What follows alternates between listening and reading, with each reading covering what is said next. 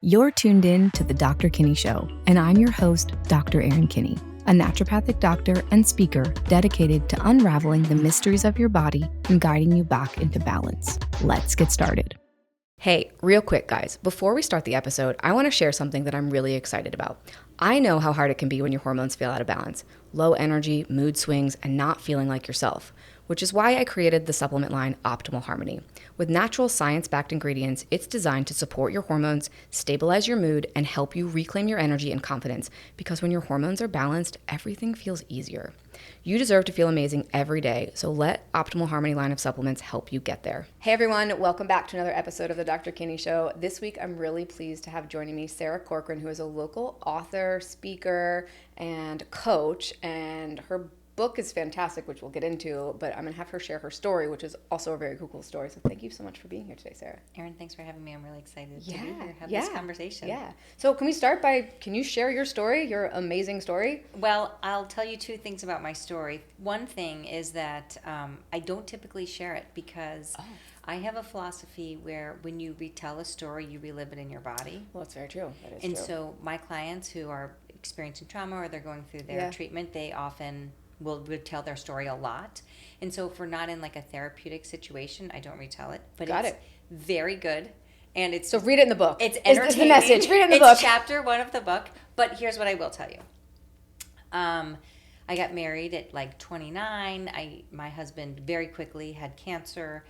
I was his care provider and had very little tools, like none. And I equate it to being in like a boxing ring with the lights are out, where you're constantly getting hit by negative thought, and it's just a really challenging time.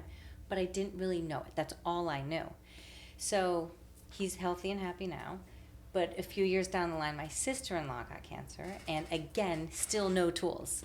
And if you saw me, you would have thought, oh, this girl's thriving. Everything's fine. She's covering it up. You didn't know I was covering it up. You just thought I was thriving. And so then we got through that. She passed away, and then I got a certificate in positive psychology and a certificate in coaching.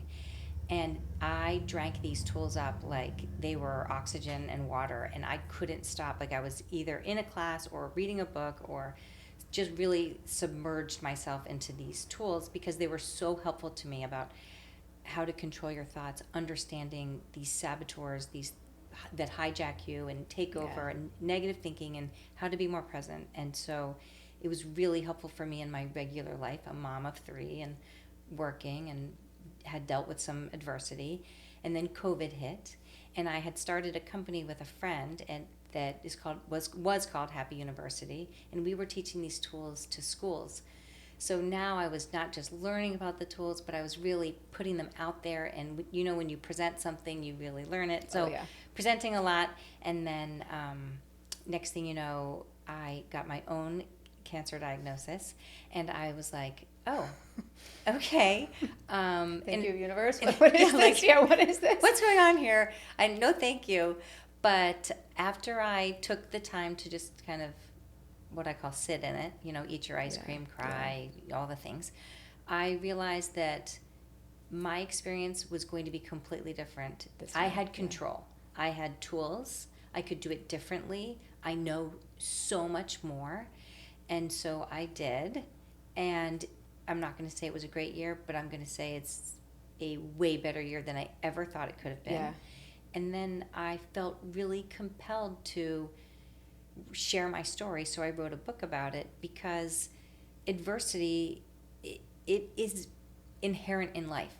Everyone we know is going to face it at some point, and I don't think that it necessarily has to be this like really bad sentence like, hey, adversity hits all of us.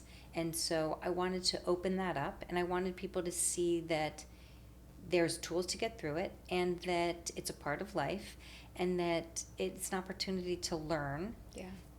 And so that's what I spend my time doing, sharing that. Which is amazing. And you have such great tools in your book. I was reading your book and I'm like, wow, this is great. Like, this is a great, you laid it out really well. Do you want to share some of that today? Like some of the, or do you want to have people read the book? Or tell me what you want to. I'm happy to share some of them. Yeah. I think the theme throughout the whole book, which is probably something that everybody is talking about and working on, is that we need to love ourselves. Yes.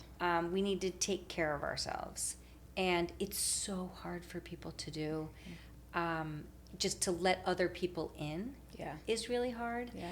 And so that's the theme that runs through the whole book. And I share my story through it. I was definitely the person that didn't let other people in, and I didn't know how to love myself. And there were all these kind of false summits along the way where I was like, oh, I I've love, got it. I love myself. People were like, do you love yourself? I was like, yes, I do. And then I was like, oh, no, that wasn't it.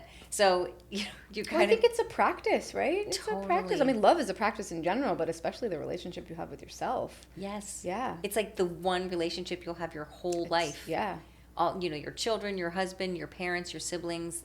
Well, your siblings will be with you for a long time, but you're the one you're going to have the whole time. Oh, yeah. And you're the one, you are with yourself 100% of the time, right? Yeah. So when you're struggling with something, when you're sleeping, when you're dreaming, like, you are with yourself. Yes. But it sometimes can be the most challenging relationship, right? Especially when you're in an adverse place, like when you're dealing with something and you hear those negative thoughts pick up, it's tough. It's so tough, and there's guilt, and there's shame, and there's loss of hope. Yeah. And we can get into this really dark place. I talk in the book a lot about gratitude. I think, although I always say Hallmark ruined it for everybody, it has the largest impact on our well-being. Yes. So I talk a lot about that. And I talk about the idea of amor fati, which is one of my favorite pillars. The idea that life is not happening to you, it's happening for you. Yeah. And that reframe was enormous for me. That my diagnosis wasn't something negative that had happened to me, that it was here in support of me to become the best version of myself. Yeah. Well, because you wouldn't have written your book. You wouldn't be doing what you're doing now. Well, in all of that, and my relationship with myself is so much more, I mean, it's intimate. Yeah. Like I purport that we walk in this kind of thermometer of ourselves. And it's constantly giving us a reading, and we're constantly ignoring it. Yeah. And from little things like, I need to go to the bathroom, and you don't go. Yeah. You're like, I'm just going to finish this email. And that's telling myself that this That it's email wrong, is or more important Yeah. than my need to go to the bathroom, Yeah. or whatever it is. Or we'll be in a conversation with somebody, and we'll be like, this conversation doesn't feel good, yet we stay. Mm-hmm. That the discomfort for the other person is more important than our own. Yeah. So that process that I went through of treatment and all the things really got me focused on how my body feels. And it really encouraged me that health was listening to it and taking action on it. Yeah. Well, I'm really glad that you brought kind of that topic up. I feel like one of the things in my work is I really I tell people, like, your body is always telling you what it needs and what it doesn't need.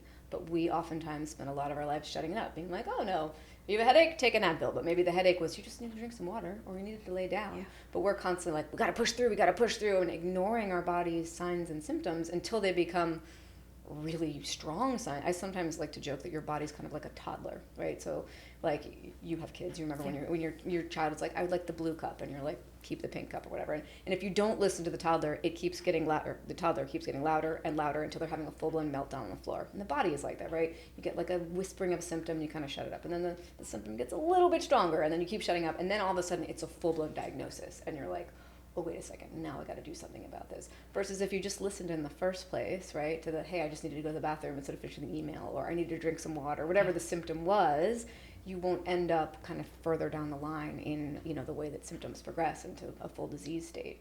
I 100% agree. I think of it as on a decimal. Yes. When we read to the right of the decimal, we are taking action on smaller things. And when we wait and it gets bigger, then you're dealing with a bigger thing, which takes more time and energy to fix. And so, when you're all of this, listening to yourself and having a relationship with yourself, it's one of the biggest things for prevention of disease and just for living a happy, healthy life. But I totally agree. Yeah.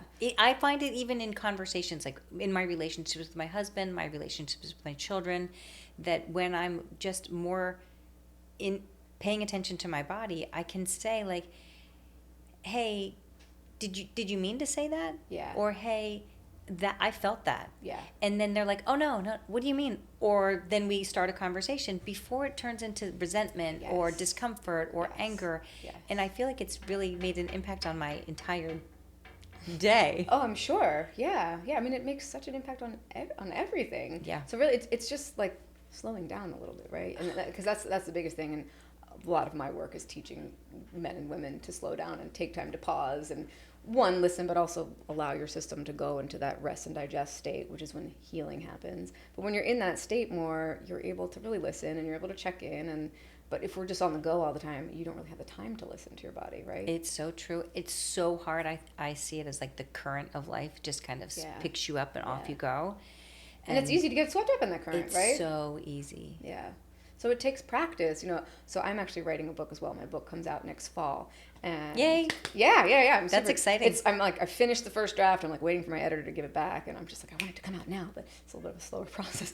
I'm an Aries, and I like to get things done quickly. So the work that I teach is very valuable for myself, right? As I'm sure I just did an episode a couple weeks ago where talking about how writing the book was so therapeutic for me. And reading it back, I'm like, oh, I feel like I'm finally learning this at a cellular level. And because you have to rewrite, and one chapter can take you however many weeks, and then you tweak it, and every time you reread it, you're just solidifying this in your life. Yes. Yeah, I have to say, writing that book was one of the best things I think I've ever done for my health, because I had to slow down. I had to take time. I had to literally give myself so much time and space, right? And I actually ended up finishing the book 3 weeks earlier than my deadline which I was really happy about. But I had given myself the time and the space, right? And obviously, I had enough time to do the writing, but I had extra time built in because I was like, I need space to feel creative and to. Anyways, I really loved the process. I get it. I would like to write another book. Yeah. I don't know what it's going to be about. Lots of people tell me what it's going to be about, but hasn't quite landed yet. No, I don't think for me it's totally landed, but definitely prevention as a piece of it, because I think that what you're saying, what we're all saying, is we need to slow down. It's so hard for people to do it. It is, yeah. Well, I talked about this in a couple episodes ago, but one of the analogies that I use in my book is that I pretend that our nervous system has two major muscles. You've got your fight, flight, or your go muscle, and you have your rest and digest, or your relax muscle. And most of us work out our go muscle all the time, which means that muscle gets really strong, which is great. It's great to have a strong fight, flight muscle, because you want to be able to, when stress arises, you want to be able to handle it. But if you never exercise that relax muscle, it's going to be really hard to access that. And so when you go to try to relax and you try to pause, it's going to feel very uncomfortable because that muscle is underworked, right? I know this analogy has landed really well for people that I've used it with. No, it totally does. Right? And so if you had the analogy I use in the book is okay, at one point in my life, I had really weak abs and a really strong back muscle. And every time I went to pick something up, my back would fire. And I eventually injured my back and was in a lot of pain. And when a provider was like, you need to go work out your ab muscles. And when I first started going to Pilates, it was terrible. Yeah. It was awful. I hated it. I didn't want to go back. I couldn't even do half the exercises, but I knew, because I was an athlete in other ways, I'm like, well, if I keep going, that muscle is going to get stronger, and then I will have strong muscles there, and I'll be able to access them whenever I want it. So the message of my book is the more you practice rest, you practice taking time and space for yourself, the stronger that muscle becomes, and then not only are you going to be able to relax, but when a situation arises where it's well, this could be stressful, this could not, you can choose which part of your nervous system activates. Versus most of us, if we only have the one strong muscle, that's the thing that's going to fire every time. Every time. And that could be in a relationship with someone else. That could be in the relationship with yourself, right? I didn't really touch on that when I talked about it last, but you're thinking about what you're talking about now. If you're constantly in a fight-flight state and you have one random negative thought, you might get all upset about that and kind of get in an inner battle. But if you're in a more relaxed state, you can be like, oh, that's just a random thought, brain. But let's put that away. Let's move on to something happy, right? To just grow that awareness. To grow that awareness. I was just writing on a Substack, which Substack's so fun. Yeah. But I try to stay in that rest and digest place as often as possible. I have it part of my routine. I've built it in. I love the shed. I heard you like the shed. Oh, the shed is fantastic. I'm a huge fan of all these things that I've built into my schedule to help me rest and digest. But then life happens. My kids come home from college. They bring their teammates. Then I go on a trip. Next thing you know, I'm on that other... Yep, that other muscle's firing. The other muscle's... I'm caught up in the current. I got back from that trip, and I could not rest. Yeah. I immediately called up a friend and I was like, hey, do you want to go pick apples? And she was like, I can't. The best thing that could have possibly happened, because I would have grabbed 6 kids and we'd go on apple picking and I would have kept on that train. I needed to rest. My body didn't want to. Yeah. It's you've been going, keep going. Oh, yeah. And then after however long, maybe 5 hours of not really I'm uncomfortable with my body, I was like, oh, this is what I needed. Yeah, yeah. Well, I mean, literally, your nervous system is like a highly trained dog. Like, Yes. if you teach it, it's supposed to stay on all the time. It will stay on all the time. So you have to really work with it. You have to be like, oh, no, it's okay. We want to turn on when we want to, but then we also need to be able to turn off when we want to. But if you don't ever, so, a lot of the work that I do with patients is I'm like, okay, talk to me about your day. Like, do you get up? And a lot of the time is I get up, I go to the gym, I come home, I rush around, I go to the office, and then they don't rest until they come home like an hour before bed. Yeah. And so they're literally training their nervous system that once it turns on, you're going to stay on. And so, and if you keep doing that, that's what the body thinks it's supposed to do. So you have to literally be like, okay, no, we want to be able to get up, go for your run, and then you want to be able to relax for a little bit and have a quiet morning, like not be rushed in your morning, and or whatever you want your life to look like. But you have to spend time training yourself to do that. Build it in some way. Yeah. I heard someone, I loved this, sectioning your day into thirds. Ooh. So like 1/3 for you, 1/3 for work, and 1/3 for home, family, house. Oh, that's nice. It's nice. I want to say, actually, I probably naturally do that in some of my days. Yeah. One of the best things about the book was I had to be very intentional, be like, okay, I am not going to, this is the only thing I'm doing today. And usually it was a very relaxed state, but I still, a couple mornings a week, I don't go to work until noon.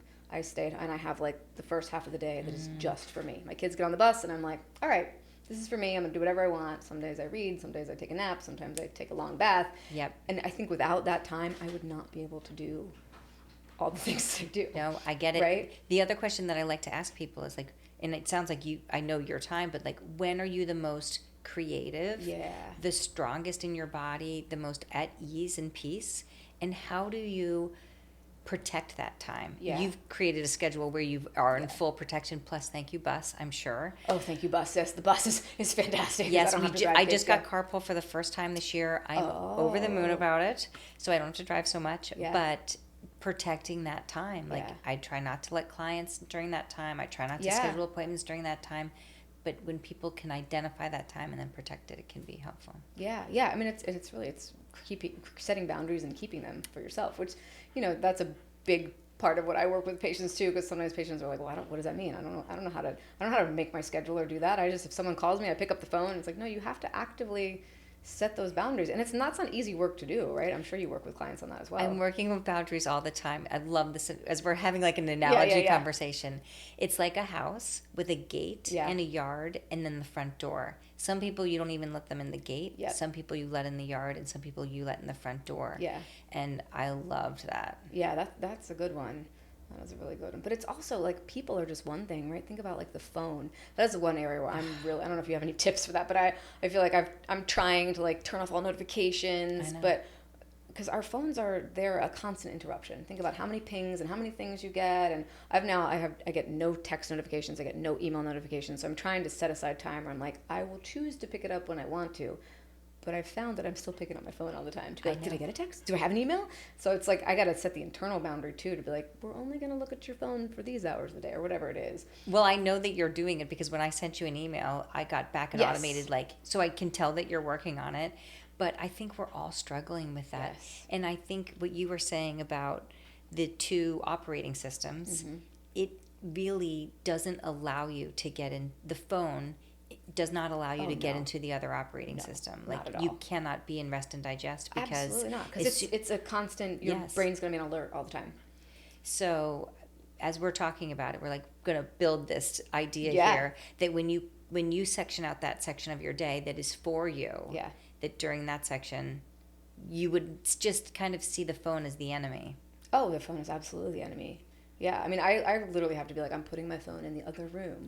I'm going to go, like, get in the bathtub and put my phone somewhere else that I can't. So I'm trying to come up with ways, physically removing the phone from my, because it's always right around you, right? And if it's right there, like, it's a very easy habit to pick it up. That's my current, I'm working really hard on that. I've had my kids, I'm like, hey, if you see me picking up my phone, I need you to yell at me. Yes. Tell me to put my phone down. And they're really good at it. They love it. They're like, put your phone down, Mom. I'm like, okay, I'll put it down. They say that when you can't see your phone, you enter a different state. You do. I mean, I've had times where I go on vacation and I've been like, okay, you know what, for these 3 days, there's literally nobody I have to talk to. I'm here with my family. I'm going to turn off my phone. And for the first few hours, I'm like, where's my phone? But then once that goes away, it is the best feeling. Mm-hmm.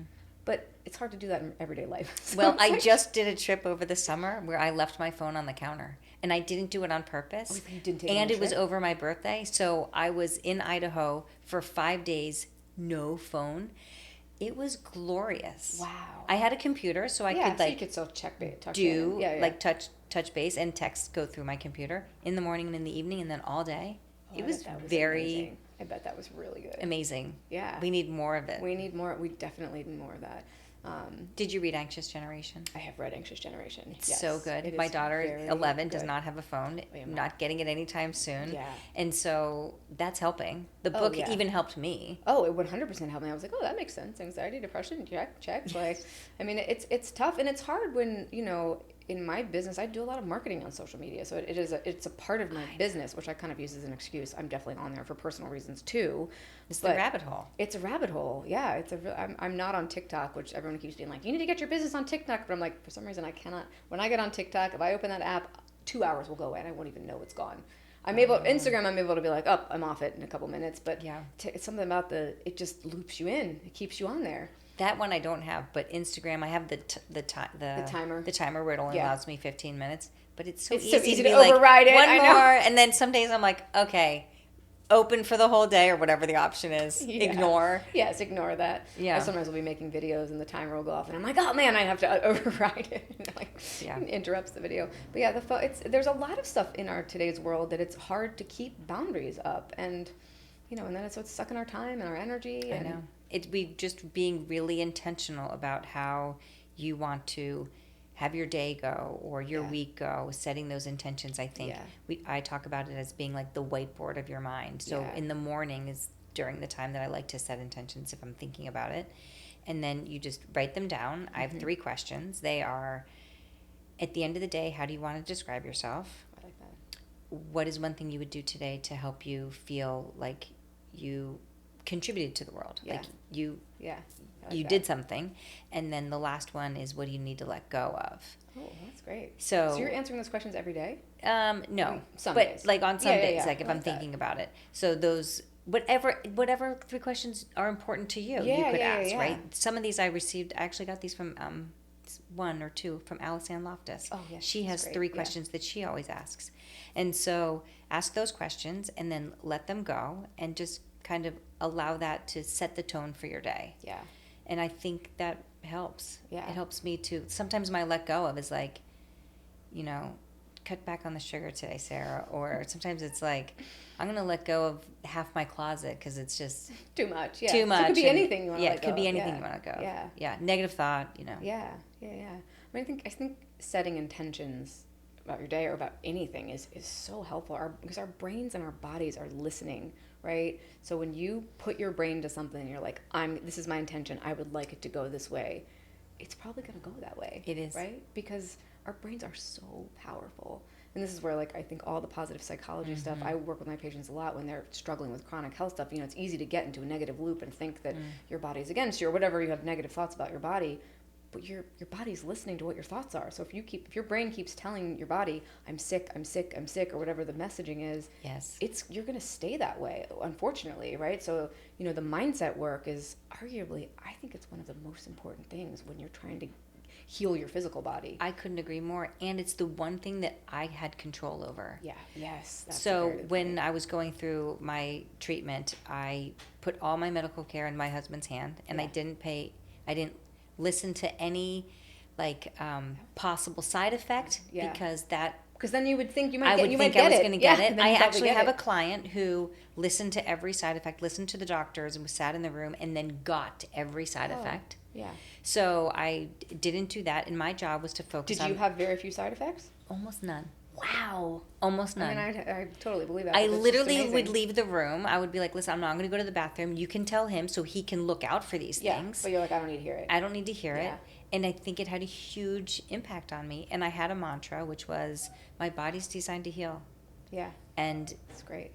And our bodies are designed to heal. Like you talked about back pain. We all have ailments. When I think about my life of ailments, it's pretty big. Oh, yeah. Especially as we get older. Totally. And they get bigger. And I played sports and all the things. Yeah. And it heals. We heal. Oh, yeah. Your body, when you give it what it needs and you take away what it doesn't, that's its purpose, is to heal. It wants to be well. It wants to be functioning in an optimal way. Yes. Right? But yeah, I'm a huge hypochondriac, and I also am a huge sucker for placebo effects. So if I take something and someone tells me, oh, these are possible side effects, I will 100% get them. Yep. So this is something I teach my patients. I'm like, you need to lean hard into the placebo effect, right? Because it goes both ways. So if like you think this is going to help you, whether or not that substance is going to help you, it's probably going to do something good for you. But if you're worried about something, this is whether you're taking a medication or a supplement or anything, a food, if you have an inkling like, ooh, this might not make me feel so good, or I'm worried about this side effect, one, you might get the side effect, and two, you might actually negate what the thing was supposed to be doing good for you, right? So I'm like, hey, if we're going to do anything, and sometimes a lot of my patients coming in here are wanting to do things naturally,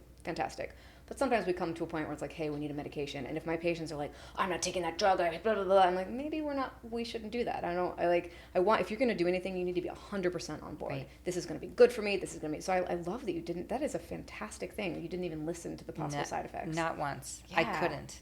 But I think it's smart that you had someone doing it, like who was caretaking you. Because you do, sometimes the side effects happen not because of your brain or if they happen to the drug, but that's fantastic. Yeah. I might steal that and offer that to some of my patients. Yeah, please do. That's a good thing because again, our brains are really powerful. They're listening. Our brains, every cell in our body is listening to every thought and every word. Yeah. So if our body, if our words and our thoughts are the directions for our life and our body, we really need to be paying attention to what we're saying to ourselves. Yeah. And it starts with being nice to yourself. I always try to. You've heard these things like speak to yourself like you would a friend, but I want to speak to myself like a grandmother. Like, I like that. Oh my God, you look how beautiful you are. You're doing such a great job. Look at all you've done. I'm so proud of you. Like, and it feels so good when you say those things, doesn't it? It feels so good. It feels so good. Yeah. We also need to be validated. I think we're all more delicate than we think we are. We're little kids, right? We are our own inner child. Like that's who's listening to us. And I work with a life coach, and I feel like when I first started working with her, when we were kind of working through some, negative stories I had about myself and whatever, and she had me pull out a picture of myself when she was like, I want you to find a picture of yourself when you were in middle school, kind of like your most and I want you to look at that picture every time you speak to yourself. And it was such a powerful move to do. And I still have that picture. I have it right on my bedside table. And if I'm struggling with something, I pick, and I'm like, what would she need to hear? And I talk to myself like I'm talking to her. And actually, the really cool thing about having a daughter, I know you have daughters too, is I feel like my older daughter is literally, she is a carbon copy of me, and she's like my total mini me. And so it's really cool to be, when I'm supporting her and lifting her up, it almost feels like I'm doing that for my own inner child. Yes. And so I think about that all the time. I'm like, oh, she's going through stuff that I went through, and I don't know, it's really healing. It's really healing. I think we give our children what we wish we had heard, and we were just raised at a different time. Yeah. The body is pretty wild. Yeah. The body is very wild. Yeah. And it heals. And it absolutely heals. So listen to it. Yes. Listen to it. Yes, listen to it. Pay attention. It's talking to you. And I think especially I feel like menopause and midlife is having a big moment in social media right now, and it's really interesting. I've worked with menopausal women for a long time, and I'm kind of approaching there too, so it's like I'm kind of living it too. But I feel like at that time the body is women particularly, we spend most of our lives in 20s and 30s we're birthing babies, raising babies, taking care. We are doing so much caretaking for others, right? And I think menopause is when the body is like, hey, wait a second, I need you to pay attention to me. I've been whispering at you for a while, but now I'm a full-on toddler on the floor screaming. You've got to take care of me. Yes, and slow down. Yes, and slow down. I do think everything you said, it gives you hot flashes, and you don't sleep as well, and it has all of these, really wonderful things that come with it. And if every time you felt one of those things, that was saying to you, did you slow down? Can you slow down right now? Yeah. And I think that could be really it's really helpful. I mean, so my book is about the hormone cortisol, and cortisol has a little bit of a misconception. People think it's this bad, terrible hormone and we need to suppress it, and a little bit more nuance than that. It is the hormone that your body makes in response to stress in order to give you energy for stress. It's mainly an energy hormone. And I use this bank account analogy where, when you're doing anything, when you're in fight flight, you're spending cortisol. When you rest, you take time for yourself, you're earning it. And so you want to make sure you're earning more than you're spending. Our body has these backup accounts, which tend to be our sex hormones, like progesterone, estrogen, and testosterone. And so if your cortisol account is running low and you still have to do stuff, if you have enough sex hormones, your body will steal from those sex hormones and shunt it into cortisol to keep you going. As we go through menopause, those backup accounts naturally start to decline. So you've lost some of your reserve. So it becomes extra important during that time period to take more time for yourself, to rest more. You can usually get away with it in your 20s because you've got all these extra savings, right? Yep. But you kind of, if you burn through your savings and you spend a lot of your 20s and 30s kind of burning the candle at both ends. I mean, I get so many women in their late 30s, early 40s, and they're in my office and they're like, it's perimenopause, and I kind of run other stuff and I'm like, well, you probably are having some perimenopause symptoms, but actually you're just burnt out. You've burnt through your cortisol. You've been like working 100-hour weeks, taking care of kids, taking care of aging parents, and you've not taken any time for yourself. And now your body is like, excuse me, can I have some time, please? Yes. So that's the message of my book, is really slow down. I can't wait to read your book. I feel like it's really going to resonate. I think you're going to like it. Yeah, I think you're going to like it. I want it to come out now. I'm like so impatient. I'm like, I want it. But it's a process. Yes. I love that analogy. I love the spending and then the saving and spending. Yeah, so it's earning and spending, right? When you're resting and you're sleeping and you're in that rest and digest state, when you're working your relax muscle, I mean, it's kind of like a flip analogy. That's when you're earning your energy back. Mm-hmm. Oh, wait, I know what I wanted. I read your article on Substack about exercise. Oh. The one, which that is a big thing. So it's a really common thing when I'm working with patients. I'll ask them, what do you do to relax? What do you do to calm down? And the number one thing people say is, I go to the gym, I exercise. Yeah. And I'm like, well, that's great. Exercise is fantastic, but exercise is still stress. It's not self-care. It is. I mean, we could argue maybe that it is self-care in some way, but it is not self-care in the way that you and I have been talking about it. Right. It is not true downtime. And I think a lot of people have this, like, when they don't exercise, they feel guilty, and there's like a lot of mental stuff wrapped up around it. But at the end of the day, exercise is still fight flight. It is still stress. And especially depending on what kind of workout you're doing. Oh, absolutely. You're really stressing your body. Oh, yeah. And if you don't get if the only quote-unquote downtime you're doing is going to the gym, and then you run into your day. Which is a lot of people. Oh, it's so many people, yeah. And then people are like, I'm so tired. I'm like, well, it's because you're burnt out, right? Your bank account is low. Your energy account is low. So I oftentimes will prescribe, I'm like, at least 3 mornings a week, I want you to not go to the gym. I want you to sleep in, or I want you to get up and go take a nap, or do something to recharge your body instead of... The nap. I'm a huge fan of the nap. The nap is the best thing. Have you heard of the nappuccino?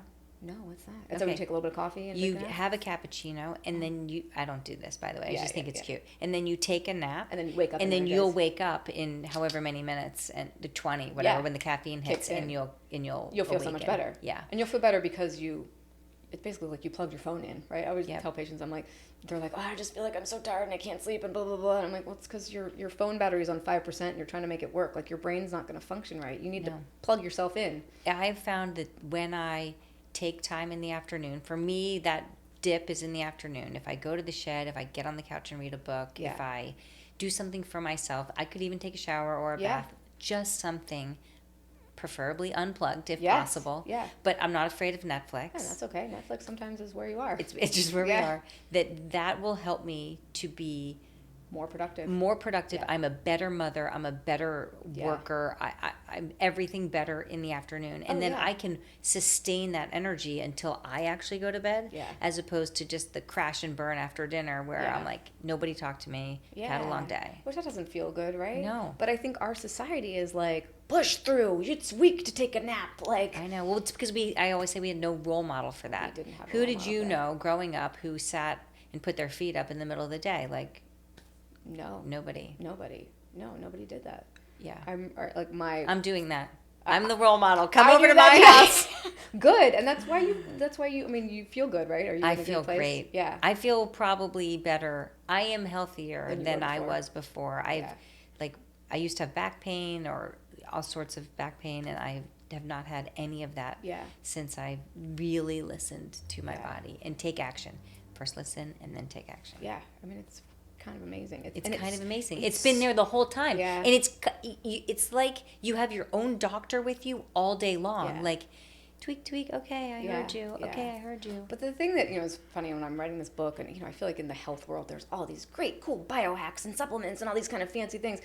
And I didn't really dive into that. The stuff that I'm recommending, it's so simple. Not necessarily easy, right? But yeah, it's not easy, but taking a nap for 20 minutes is free. Mm-hmm. You can do it pretty much anywhere, right? you can do it in your car. Exactly. You could do it on the floor. Like, Yep. you know, it's not, like the things that your body really needs sometimes is not something fancy. I mean, I love a great biohack, and I love shed and cold plunges and saunas and all those things, but you don't actually need to have all those things to really take care of your body. I agree. And I think that as part of that listening process, Yes.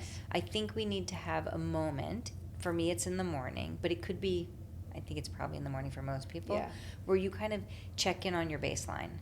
What do I need today? We need to know what this body feels like at peace and ease. Most people Yeah. don't know. Yeah. And so the more you can do that, and just think of it as a process. Like, it's a 2-year process of you getting to know your body in a deep and meaningful way. This is your prevention. Yeah. This Yeah. will keep you away from disease. Yeah. Pay attention and listen. And then throughout the day, check back in on that baseline. Yeah. Okay, am I all jacked up? Yeah. In fight or Yeah. flight? Okay, can I get back to that place I found this morning? And you can. Oh, you By absolutely doing can. any of the rest things that you and I just talked about. Yeah. I like that you said thinking about it as like a 2-year process. I think that's a really important thing to talk about, because I think I hear this from a lot of patients. They're like, well, I tried that. And I'll be like, well, how long? I tried it for a couple weeks. So think about, like, if you're trying to build your ab muscles, back to my muscle analogy, you're not going to build abs in 2 weeks. It might take 6 months to build abs, right? It is a longer process, and I think we're so wanting the quick fix and the quick this, and you know, and I really wish there was a quick fix supplement wise or hack wise to get your nervous system to what we're talking about. Yeah. There really isn't, and No. I've explored a lot of them. Any of the things that you want to do, you have to do repeatedly, and you've got to listen to your body, and it's got to be done for a longer period of time. But if you do it, it really works. It really works. It really works. You just have to be disciplined and be like, okay, I'm in this. This is a little bit of a journey, and I'm going to be on it for a while. And the journey is, I'm listening Yes. to this most important thing. Yeah. Like, we all want to live a long life. We all want to live healthy. We want to have grandchildren and be able to engage with them and play with them. Feel good while we're living And that feel life. good for the whole time. Yeah. This is the most important investment you can make. Yeah. Oh yeah, it absolutely is. And it feels so good to feel good. It feels right? good. Like, it feels good to feel. Sometimes it's funny. I lately have had a few patients coming in where they don't feel good, which is why they're coming to me. Like, they're tired and they brain fog and they can't sleep, and I ask them kind of what they're doing, you know, lifestyle wise. And I have a couple guys right now that I'm treating where, like, their morning routine, I mean, it looks great on paper. They're waking up at like 4 a.m. They go for a run. They sit in the sauna. They do a cold plunge. They do a gratitude stuff, and they feel miserable. And they're like so confused. They're like, why do I feel miserable? And the first question I usually ask is, do you enjoy all that stuff you're doing? And this one patient is like, no. He's like, I hate it, but I've listened to all these podcasts, and they told you that's what you need to do healthy. And I'm like, well, there's your problem. Find something you actually enjoy. Like, if the thing you're doing that is supposedly for your health, if it doesn't make you feel good, like if you don't enjoy doing it, maybe it has benefit to it, but you might not actually get that full benefit. Kind of back to that placebo thing, right? Like, I totally agree. You need to enjoy whatever thing that you're doing to get you to relax or to get you to feel good. It's got to feel good. It's got to feel good. If you love golf, play golf. Get golf in the morning. Yeah. If you love fly fishing, go fly fishing. Teaching your body that this is what ease and peace feels like. Yes. I am dedicated to finding that ease and peace in my life. Yeah. This is one way I can do it. And once you find it in one avenue, then you'll be able to find it in the others. Yeah. But go to the one that you've been doing your whole life. You like Yeah. riding bikes? It doesn't matter what it is. Yeah. We talked about exercise, but Well, yeah, but even if you're just starting on this journey, if it's starting out, if it needs to be exercise, I think that's okay, right? If, like, I have patients are like, well, can I walk? I'm like, yes, absolutely, go take a walk. Because sometimes when you're so heightened, it's really hard to go from heightened to like a full-on meditative state. Sometimes you might need to take some time for yourself and go move your body, right? So, and you know, I had a patient recently who went from, she had like PCOS and diabetes and was not doing any movement in her life and was really not feeling good. And we kind of did some stuff with her hormones, and she started exercising. She feels great, and she lost weight, and her diabetes is under control, but now she's been over exercising, and now she's tired again. And so we had to be like, okay, well, at the time, exercise kind of, that was what your body needed. But now we're at a new state, and now maybe we need to shift up what we do. Maybe we don't need to exercise 7 days a week. Maybe we need to exercise 4 days a week. So I think there's also, and this just goes back to the listening. It's like, you need to meet yourself where you are. And sometimes that might be an exercise, and sometimes it might be you got to take a nap or whatever that might be. And then, obviously, I'm sure you talk about this all day long, balance in all things. Yes. balance in all things. That's something I personally struggle with. I usually get one thing and I'm like, I love this, let me take all of it. And Me I'm like, too. oh, maybe and then I want to tell everybody about it. Yes. And then I change my tune for the next thing. I'm getting better at the balance. Yeah. But it is, I think there's seasons for things, right? Like one of the things I wrote in my book was like, there was a time early in the pandemic, I was going through a divorce. I was writing in a journal every morning. It was my gratitude journal. It was kind of similar. I was answering questions and writing things I loved, and I loved doing it. It felt amazing. It made me feel good. It was like this little lifeline for me. And like a year into doing that, I don't know, I started missing it, and I was beating myself up. I was like, oh my God, I didn't do it every day. And then it wasn't enjoyable for me anymore. And I had to like step back and be like, you know what, this is maybe not the thing for me anymore. I'm being mean to myself when I don't do it. I'm like not enjoying it when I'm doing it. And so at that point, I think I got out a 1,000-piece puzzle and I started doing a puzzle, and that felt amazing. Yeah. And so it's like learning to kind of, your body is going to shift and your needs are going to shift and what you like is going to shift, and that's okay too. And it's okay to put something down. I've just recently learned to, when I'm reading a book I don't like, even at like 20%, I'm like, I'm not going to read this. Yeah. This is very big for me. I used to finish off a book. Yeah. I watched all of Shameless and all of Breaking Bad like it was a job, and I didn't like either one of them. I like Shameless, but they were so long and so intense. Yeah. I've done that with shows before too, and you're like, I gotta finish this. Yeah. No, but stop. That's just like staying in the conversation that you're not into, right? Like you brought up at the beginning. Yeah. Like it's okay to say, no, this isn't for me. But if you don't know what your baseline of peace is, then you're less aware. You'll push through. You're more likely to push through. Yeah, so really figuring out what that is. Figuring that out. And then once you do that and you realize how it like expands you, you have a greater capacity. I think people are really worried about like, oh, if I go easy on myself, then I won't be, I won't be as productive. You will be. Yeah. You'll be more productive and from a better place. Yeah. Yeah, from a place that's more aligned and more like with what you want, which probably means whatever you're trying to do is going to go that much faster. Yeah, the words just kind of come out when you are. Yeah. It's funny, I shared this on a podcast I was on a couple weeks ago. I work with this life coach, and when I was first working with her, one of the things she had me do, she was like, this was at a time I was like, again, going through a divorce. I was outwardly, probably similar to the beginning of your stories, I looked great. I had this great business, great kids, whatever. But inwardly, I was a mess. I was miserable. I was anxious. I was depressed. I did not feel good in every sense of the word. Not feeling good. And she asked me, she's like, well, what do you currently do in your life where you do feel good? And it was actually hard for me to think about that. I was like, well, not much. And I was like, well, nope. I love taking a bath. I was like, I love being in the bath. I love the feeling of the water supporting me, and I feel calm. And she was like, great. I need you to like hone in on that feeling. Like I want you to take a bath every day, and I want you to write about it and journal about it. And I wrote so much about how good the bath felt for a long time, and I was like, I would like my life to feel like I'm in a warm bath. That is where I would like to get to. Like I want to feel supported and just all the things that warm and comfortable, warm and cozy and enjoyable and all the things. And about a year ago on one of her calls, I was like, Deanna, I was like, I finally feel like my entire life, I feel like I'm in a warm bath. Like every day I wake up. And it was just really cool to like see. I mean, it took me a couple of years to like make the changes and whatever but I since that time I've gotten remarried. I have all these new stepkids.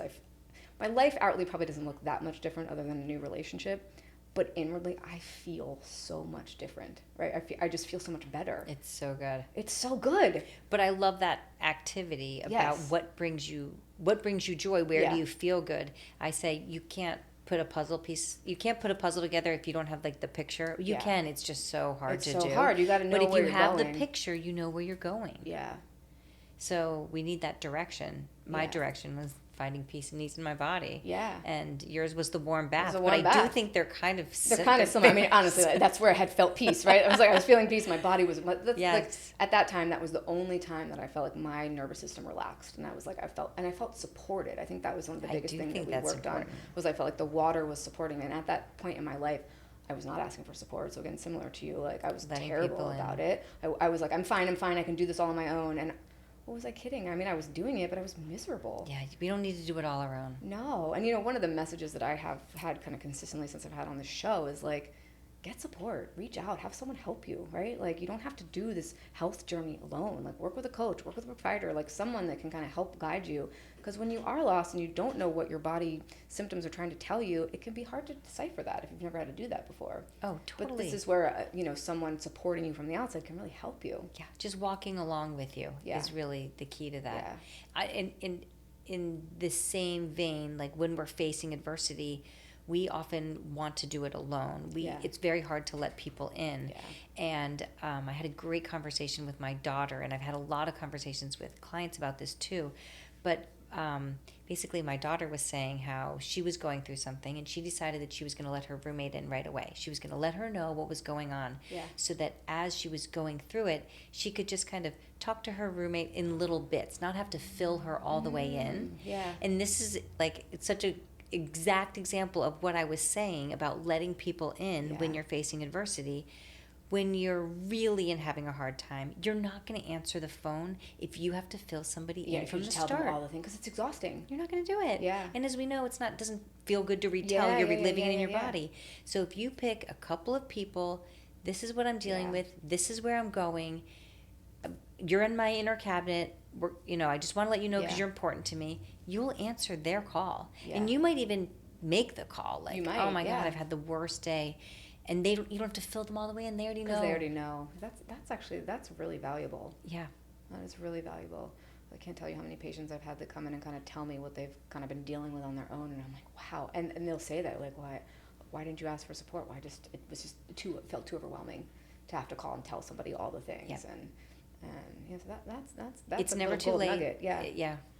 We got to pick a couple people that you feel safe with, and this is where like therapy and coaching support is also really helpful. Right? Totally. You're never alone with a coach. No, you're never alone with a coach. And I sometimes joke, I'm like, I have a coach and a naturopath. I have a whole team of people, and I don't think I'd be able to do what I do if I didn't have a team of people. I'm sure you feel the same way too, right? Yeah. Like, I think when you're trying to manage a business, and if you're managing any sort of health diagnosis too, it's a lot to deal with. Like, you need somebody to take care of you. You totally do. And it takes the pressure off your important relationships, because you're not looking to them to meet all of your needs when you have people that you can talk to that are helping you on where your intentions and where you want to go and all the things. This has been a fantastic conversation. I feel like we could probably talk for like 3 more hours. I know. Tell people where they can find the book and where they can find you, and how they can work with you if they want to work with you. So the book is called Grit and Grace: How to Find Clarity and Optimism in Overwhelming Situations. And you can find it on Amazon or any of our local bookstores.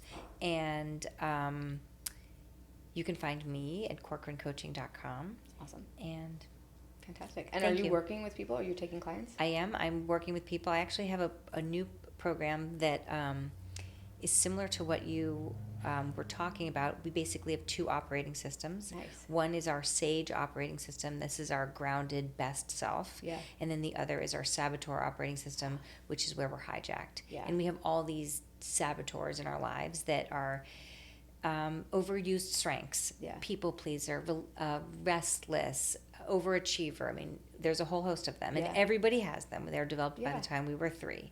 And so learning to navigate the 2 operating systems, but it uses repetition. The program does a lot of repetition through this 8-week program to get into your SAGE mode multiple times a day. And so it's pretty. Oh, that's cool. Interesting in what you were saying that that's what your book's about in this program. It's called Positive Intelligence by I love it. Shiraz Kamine. I don't know if you know him, but I don't. He's a Stanford professor. He developed it, and I was just trained in it. So that's been fun. Very cool. Well, that's exciting. Well, thank you so much for this conversation. It was fantastic. Guys, you're on Instagram too, right? Yeah, a little bit. Substack too. Substack. Okay, yeah, go. Oh, because your Substack is good. Go read your Substack and check out our stuff. And thank you guys so much for listening, and we'll see you soon. Thanks for having me. Thank you for tuning in today. If you enjoyed this conversation, be sure to connect with me on social media to find more helpful tips and information. You can find me at Dr. Kinney on all of the platforms. And please be sure to subscribe and leave a rating and/or a review. This helps grow the show so more people have access to this knowledge that leads to empowered healing. Love and light, and see you next week.